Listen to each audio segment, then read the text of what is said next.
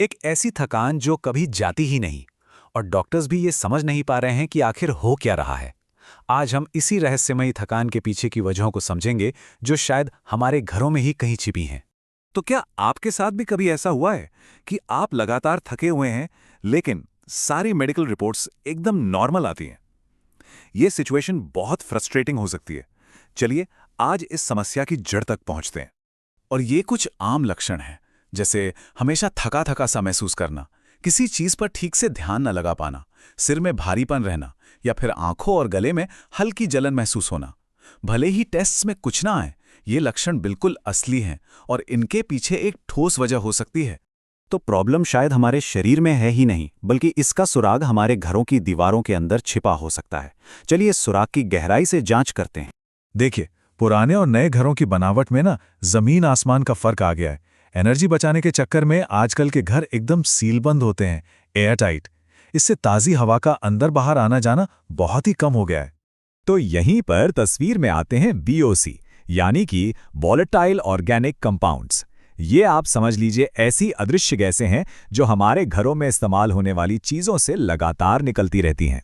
अच्छा, अब जब हमें वीओसी के बारे में पता चल गया है, तो चलिए ये भी देखते हैं कि ये कौन से खास केमिकल्स हैं और ये हमारे घरों में आखिर आते कहाँ से हैं। ये केमिकल्स हमारी रोज़मर्रा की चीज़ों में ही मौजूद हैं, जैसे प्लाईवुड से निकलने वाला फॉर्मेल्डिहाइड, पेंट से टॉल्यून, और हाँ, विनाइल वॉलपेपर से ज़ाइलीन।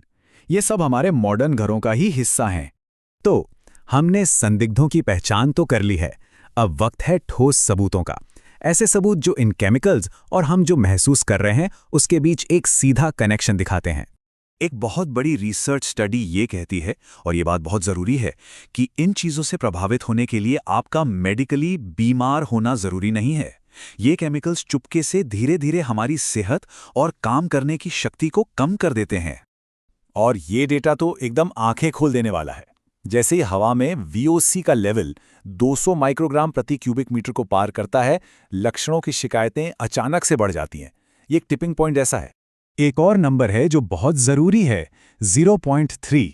इसका मतलब है एयर चेंजेस पर आवर, यानी 1 घंटे में आपके घर के अंदर की हवा कितनी बार ताज़ी हवा से बदलती है। अगर ये रेट 0.3 से कम है, तो हेल्थ रिस्क्स काफ़ी बढ़ जाते हैं। लेकिन यहाँ एक बड़ा सवाल खड़ा होता है, अगर प्रॉब्लम हवा में है तो हमारे सांस से जुड़े टेस्ट नॉर्मल क्यों आते हैं? इसका जवाब ये है कि ये समस्या फेफड़ों से ज्यादा हमारे नर्वस सिस्टम से जुड़ी हुई है। और यही वजह है कि डॉक्टर्स अक्सर इस प्रॉब्लम को पकड़ ही नहीं पाते, क्योंकि स्टैंडर्ड टेस्ट्स जैसे लंग फंक्शन या ब्लड टेस्ट्स सब नॉर्मल दिखते हैं, जबकि असली बदलाव हार्ट रेट वेरिएबिलिटी और थकान के लेवल जैसे छोटे छोटे सिग्नल्स में हो रहे होते हैं। तो ये पूरा प्रोसेस काम कैसे करता है? देखिए, वीओसी सांस के जरिए अंदर जाते हैं। वहां ये सांस की नलियों में हल्की सी जलन पैदा करते हैं। इस जलन का सिग्नल हमारी नसें यानी नर्व्स सीधे दिमाग तक पहुंचाती हैं, और दिमाग इस पर रिएक्ट करता है, लगातार थकान और ब्रेन फॉग के रूप में।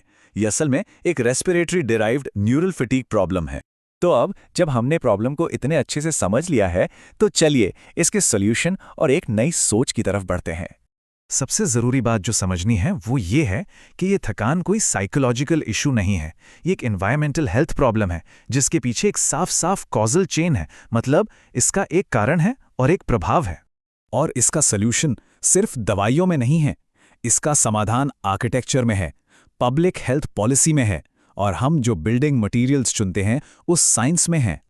और ये एक बहुत ही पावरफुल आइडिया है कि हम लोगों की सेहत को बेहतर बना सकते हैं बिना मेडिकल खर्च पर निर्भर हुए, सिर्फ बेहतर घर बनाकर, बिल्डिंग कोड सुधार कर।